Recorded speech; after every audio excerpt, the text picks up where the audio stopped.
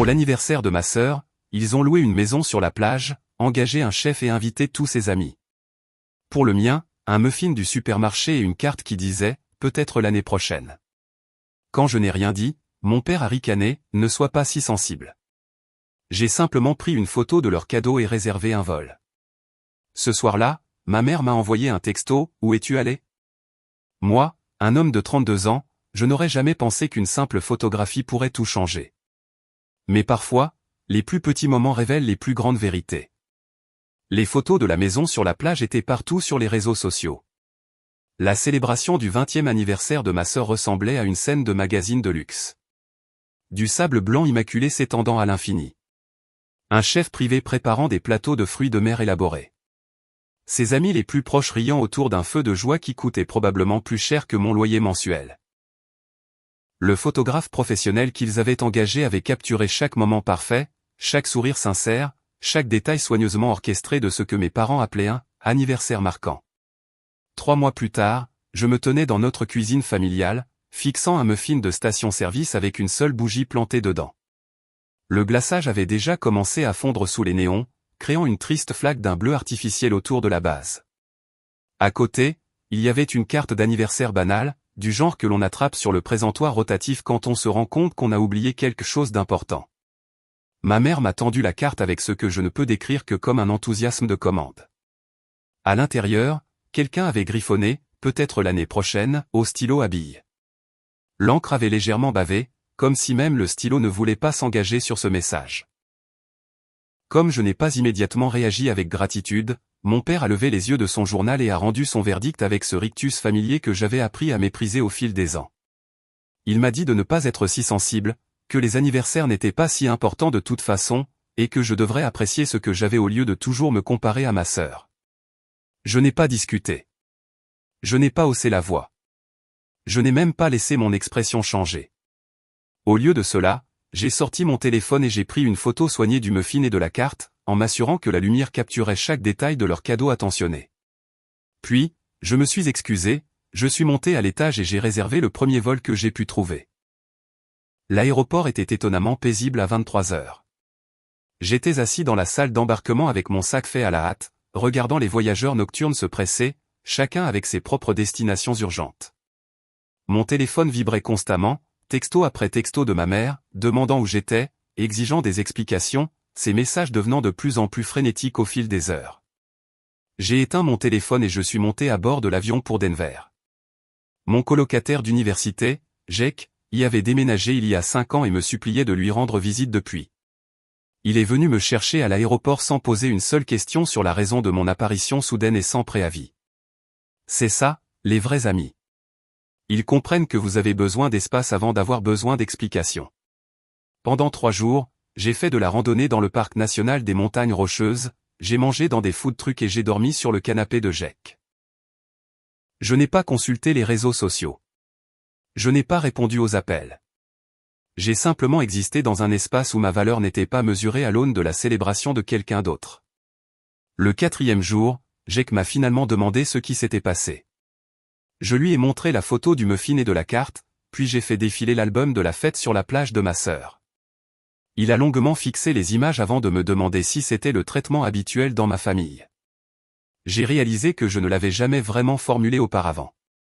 Comment chacune de mes réussites était accueillie par une reconnaissance polie, tandis que les siennes avaient droit à des parades.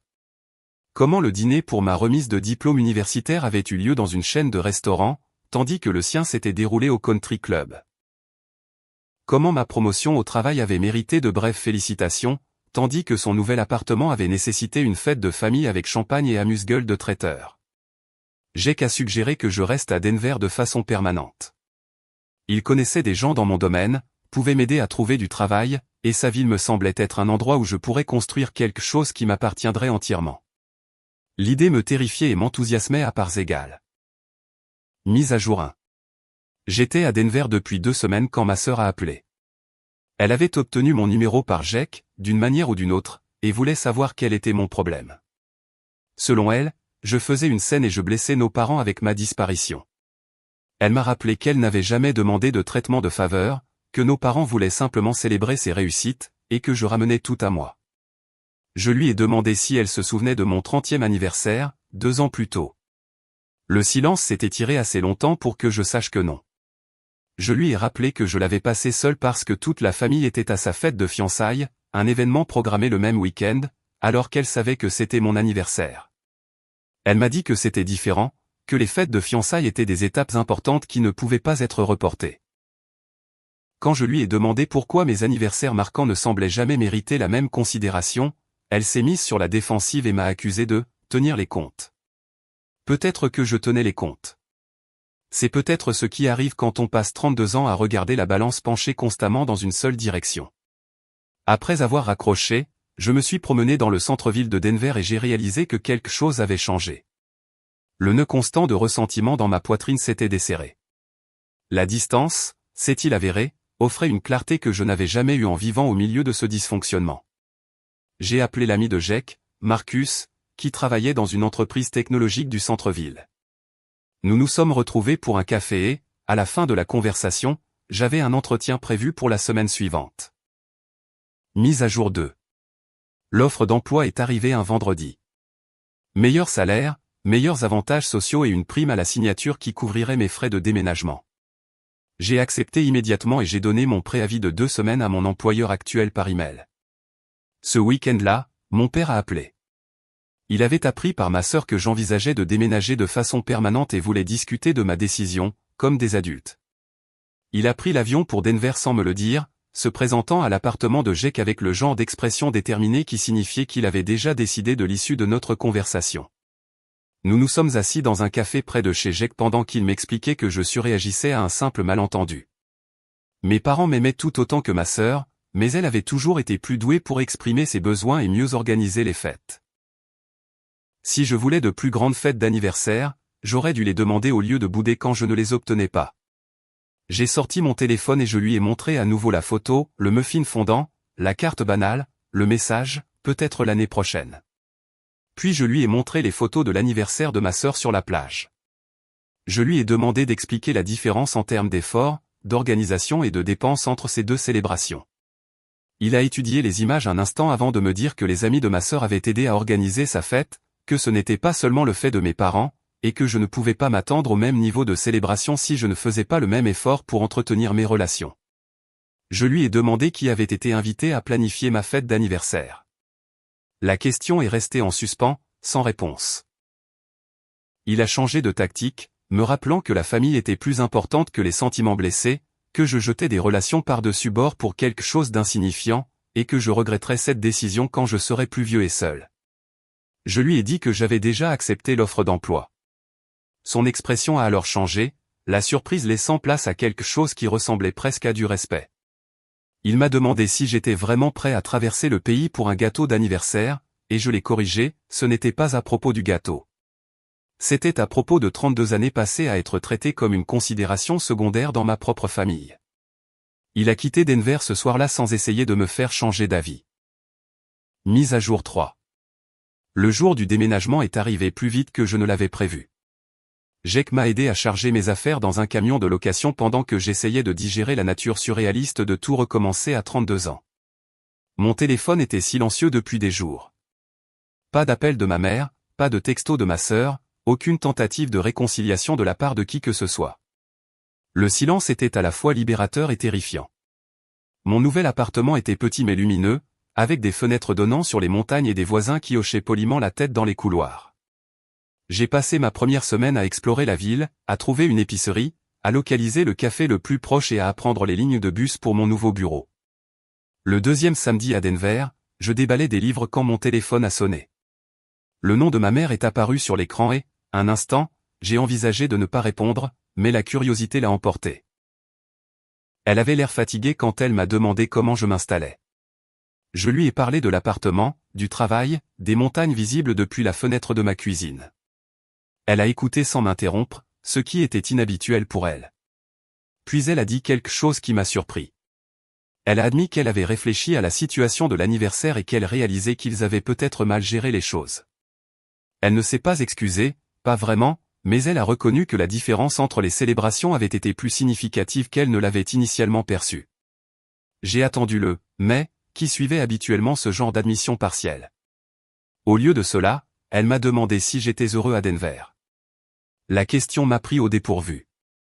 À quand remontait la dernière fois que quelqu'un dans ma famille m'avait demandé si j'étais heureux? Je lui ai dit que je m'adaptais encore, mais que oui, je me sentais plus épanoui que je ne l'avais été depuis des années.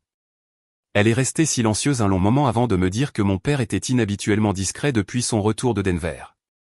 Apparemment, voir les photos côte à côte l'avait plus affecté qu'il ne l'avait admis lors de notre conversation au café. Je lui ai demandé si elle pensait qu'il gérerait les choses différemment si je revenais à la maison. Elle a été assez honnête pour dire qu'elle ne savait pas, mais qu'elle espérait qu'ils avaient tous appris quelque chose de cette expérience.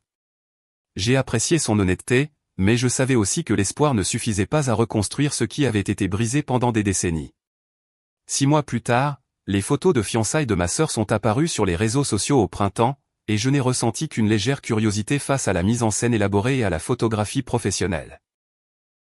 L'absence de ressentiment m'a plus surpris que sa présence ne l'avait jamais fait. Je m'étais construit une vie à Denver qui m'appartenait entièrement. Des collègues de travail qui m'invitaient à des happy hours parce qu'ils appréciaient ma compagnie, pas par obligation. Des groupes de randonnée le week-end où ma présence était la bienvenue plutôt que tolérée. Un petit cercle d'amis qui se souvenaient de mon anniversaire sans qu'on le leur rappelle et le célébrait avec un enthousiasme sincère. Mon 33e anniversaire est tombé un mardi. Mes collègues m'ont surpris avec un gâteau pendant le déjeuner. Jake m'a emmené à un match des Rockies ce soir-là, et j'ai terminé la journée en me sentant reconnaissant du chemin inattendu qui m'avait mené ici.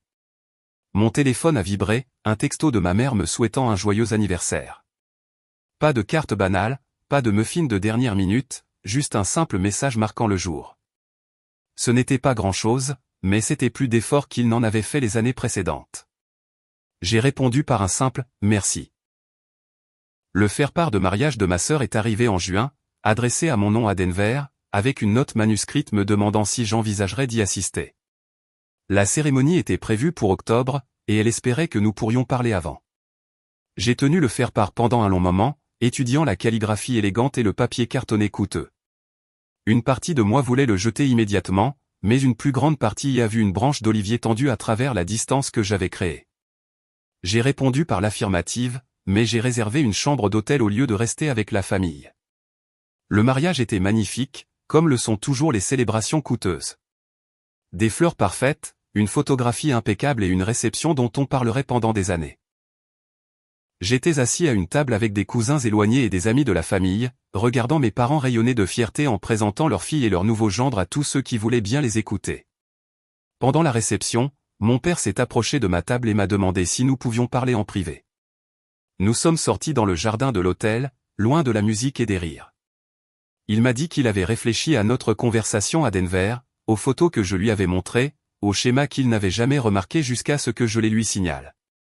Il a dit qu'il était fier de la vie que je m'étais construite, même s'il aurait préféré que je la construise plus près de chez eux. Ce n'était pas exactement des excuses, mais c'était une reconnaissance. Parfois, c'est le mieux que l'on puisse espérer de personnes qui ont du mal à admettre leurs erreurs. Je lui ai dit que j'étais heureux d'avoir déménagé à Denver, que la distance m'avait donné une perspective que je n'aurais pas pu acquérir en vivant au milieu de vieux schémas. Il a hoché la tête et a dit qu'il comprenait, même si ça ne lui plaisait pas. Nous sommes restés dans un silence confortable pendant quelques minutes, regardant les montagnes au loin, avant de retourner à la fête. Le lendemain matin, je suis rentré à Denver avec un étrange sentiment de conclusion. Je m'étais prouvé que je pouvais construire une vie qui valait la peine d'être vécue sans attendre que les autres reconnaissent ma valeur. La validation que j'avais passé des années à chercher auprès de ma famille avait été remplacée par quelque chose de plus précieux, le respect de moi-même, gagné par mes propres choix et actions. Mon téléphone a vibré au décollage de l'avion. Un texto de ma sœur, me remerciant d'être venue au mariage et me demandant si je serais d'accord pour venir pour Noël. Elle promettait que les choses seraient différentes, qu'elle s'assurerait que je me sente inclus dans les célébrations familiales à l'avenir. J'ai regardé par le hublot de l'avion le paysage qui défilait en dessous et j'ai réalisé que je n'avais plus besoin de ces promesses.